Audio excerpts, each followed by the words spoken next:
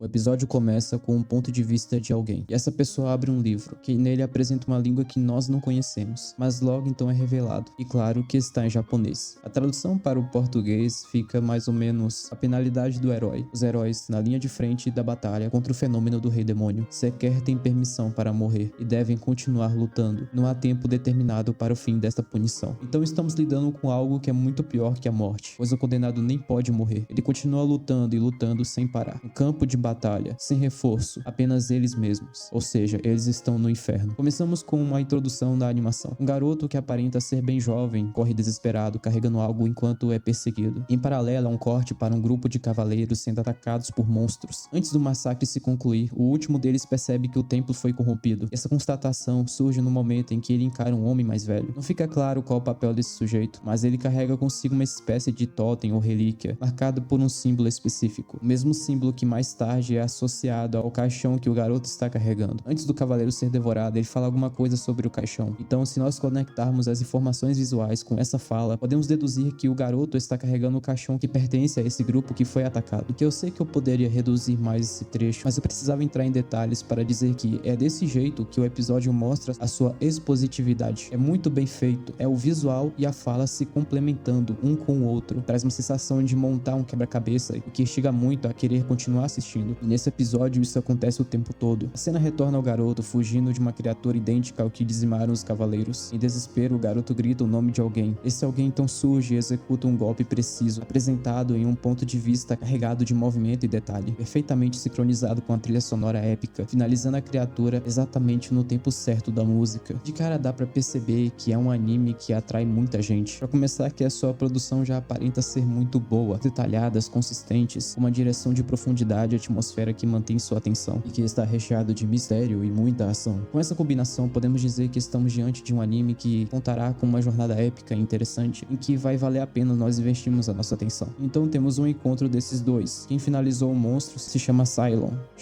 não sei como se pronuncia, e quem o chamou se chama Dota. Dota está ferido com um galho enfiado no seu abdômen, e ele grita de dor, pedindo para Shylon o matar para o fazer parar de sofrer, pois o sangramento está piorando. Ele diz para que ele seja ressuscitado, e no momento em que diz isso, vemos a marca no seu pescoço. Mais uma vez, o diálogo e a imagem sincronizando lado a lado. E nesse encontro temos o diálogo expositivo que não atrapalha em nada, pois é natural para que o Dota entenda a situação. Shylon diz que ao renascer, uma alma é ressuscitada e se junta à sua, e para renascer pode ser independente de qualquer outro corpo, seja o seu ou de outra pessoa. O processo traz efeitos colaterais severos sobre a memória, assim causando uma erosão na sua identidade. Dota lida com um graveto com a ajuda de Shylon, que cauteriza a ferida. Então temos um momento para cada um expressar sua personalidade. Shylon fala um pouco sobre esses monstros. Ele revela para nós o nome deles. São fadas. E eles são seres corrompidos. Shylon investiga o que Dota roubou, e então descobre que é uma deusa, uma arma de guerra usada para combater a praga do Lorde Demônio, e o Shylon não gosta nem um pouco da presença dela. E então chega a urgência de proteger os cavaleiros. Eles terão que lidar com 5.000 fadas de acordo com o relatório do Comando Central, e a missão deles é proteger os cavaleiros, e caso queiram fugir, terão suas cabeças cortadas. Quando os dois estão na beira de um penhasco analisando de longe a situação de um dos cavaleiros restantes, Shylon diz que ainda pode valer a pena, que algum ou outro vai sobreviver, e então eles poderão cumprir a missão. Ele diz sobre lutar, enfrentar a situação extremamente perigosa, mesmo com as chances bem pequenas, e ele está agindo como um herói, tanto no contexto da obra quanto na realidade. Ele faz isso apenas por sua obrigação, mas também pode refletir virtude, e é isso que a deusa escuta, é isso que a desperta. Enquanto ela se encanta com o diálogo de Shylon, ela não diz que ele é um herói, ela diz que ele é um cavaleiro. Não importa suas virtudes, ser um cavaleiro é o que te faz honrado. Eu só quero deixar um subtexto interessante em evidência aqui. Eu falei no meu último vídeo sobre se é certo ou não heróis matarem. Nele eu falei que o herói carrega a virtude, que é a cura para a corrupção. E aqui temos heróis lutando contra a corrupção. Eu tô dizendo isso porque essa obra tem em sua narrativa o uso das subversões, do que a mídia em geral entende sobre o herói, e ao invés de buscar associações diferentes, simplesmente usa outro significado. E eu vou explicar esse tópico mais pra frente nesse vídeo. Pelo fato de herói ser considerado uma punição, o termo heróico clássico não existe. Ele foi sentenciado para ser um herói herói porque ele realmente é um herói. Um herói é aquele que se sacrifica para salvar os outros. E isso que ele faz. Ele enxerga o valor da vida das pessoas acima de glória e honra. Mas como a terminologia heróica é totalmente reescrita nessa realidade, eles não reconhecem a virtude. Eles apenas reconhecem como desonra e punição. Então existe uma distorção do que é um herói. Herói carrega as virtudes, mas esse tipo de homem tem que usar isso de outra forma. Ele deve servir às autoridades e não às pessoas. Se ele fizer isso, ele é considerado um covarde, um desonrado. Quando você está diante do medo e escolhe fugir, é sim um ato de covardia, mas em uma situação em que você não tem como sobreviver, em que você está para ser morto, não é covardia, é prudência. Eles estão certos em chamar ele de herói, porque ele pensa na vida deles. Ele diz para eles fugirem e voltarem quando tiver reforços, mas não, eles não são heróis, eles são cavaleiros, cegos perante as ordens das suas autoridades, com coleiras da honra para os levarem ao alto sacrifício. Um herói não é um fardo, muito menos uma honra, é uma maldição, uma sentença. Muitos de vocês podem achar idiota ou fantasioso eles julgarem Xylon e quererem se sacrificar para obedecer ordens, mas isso é bem mais comum na realidade do que vocês imaginam. Por que vocês acham que existem terroristas religiosos no mundo real? Pessoas sacrificam suas vidas por significado, por algo supostamente maior que elas. Lutar por algo maior não é ruim, o problema é quando esse algo é falso. Xylon diz que odeia as deusas, mas ele quer vingar a deusa que foi deixada para morrer. Ele odeia a situação que foi colocada sobre ele, sobre a deusa que também sofreu a traição. Ser um herói seria como um símbolo contra a corrupção, mas aqui é tratado de um modo diferente. Isso é bem legal. Um herói não é algo bom e não precisa buscar uma desconstrução da ideia. É simplesmente como a ideia é. E cara, como eu sentia falta disso. A última vez que eu vi isso foi no filme A Origem dos Guardiões, onde o Jack Frost é um usuário de magia de gelo. E como estamos bem acostumados na ficção, o gelo transmite uma ideia de algo sem alma, algo triste, algo sem esperança. Mas no caso do Jack, o gelo representa diversão, comunhão, momentos felizes e descontraídos. Não foi preciso uma desconstrução, simplesmente foi aplicado uma ideia diferente. E isso é bem criativo. Eu gostei desse final porque demonstrou um destaque do Dota, e também foi um indício de que a série vai ter momentos de ruptura contra os duelos clássicos medievais de fantasia, uma vez que o que destruiu o monstro não foi apenas a espada sagrada gigante, mas também uma bomba de líquido inflamável. Então teremos essa mistura de batalhas mais rústicas, rudimentares combinadas com algo mais fantasioso clássico. É uma mistura que não vejo como dar errado. É a quebra do que é sagrado, então combatê-la para proteger as pessoas dessa tirania ideológica. E essa é a direção que a narrativa quer empurrar. O que é muito interessante porque nem todas as ideologias levam a algo ruim, mas toda tirania leva a algo ruim, e uma tirania ideológica não é diferente. Mistérios estão para ser revelados. Será que colocaram ele nessa situação, pois queriam que a deusa fosse corrompida? Xylon diz que as deusas são um raio de esperança da humanidade. Ele diz isso de um tom de sarcasmo, então é bem provável que seja um tipo distorcido de esperança. Talvez elas são usadas para sofrerem a corrupção, já que nessa mesma missão, a Central estava para usar a Teorita no combate, e quando Xylon usou ela, não foi suficiente para acabar com aquele Lorde Demônio. Foi necessário finalizar com a bomba. Então muito provável de quem estavam comandando a Central queriam que eles morressem. Então eles queriam repetir a situação que Xylon sofreu no passado. Agora saindo um pouco da escrita e indo para a direção, a combinação de computação gráfica e 2D ficou muito bom. Se o uso de CG for usado desta forma em todos os episódios, eu acho que vai continuar sendo muito bom de assistir. Os detalhes, o uso de demonstração visual para contar a história foi muito bem colocado. Confesso que eu acho difícil eles continuarem com essa pegada até o final, pois geralmente eles fazem isso nos primeiros episódios, porque é o que todo mundo vai ver. Mas eu espero que não, espero que eles mantenham esse toque visual. Tenho esperança, acredito que esse anime vai ser muito bom do início ao fim. A proposta é muito interessante, essa busca por associações diferentes, em que a tirania da honra é o que faz dela uma maldição, somando ao ar de conspiração e manipulação de crenças ideológicas das pessoas para as fazerem sacrificar suas vidas, sem questionar, abusando da fé que elas têm. Esse ato de maldade contra esses guerreiros virtuosos é uma premissa que tem tudo para dar certo, e seria uma decepção muito, mas muito grande se der errado. Porém, como esse episódio teve um roteiro tão bom, eu acho que os caras sabem o que estão cozinhando. Essa é a minha análise do episódio 1 de Sentenced to be a Hero. Eu sei que o episódio 2 já vai sair, então eu vou tentar trazer a análise do 2, estou muito curioso para ver o que vai rolar. Dia 16 lança a nova temporada de Souls no Frieren. É claro que eu vou trazer análise dos episódios aqui no canal, mas claro que isso vai depender do apoio de vocês. Você concorda? Você discorda? Deixe sua opinião nos comentários. E claro, aquele gostei. Fiquem com Deus sempre.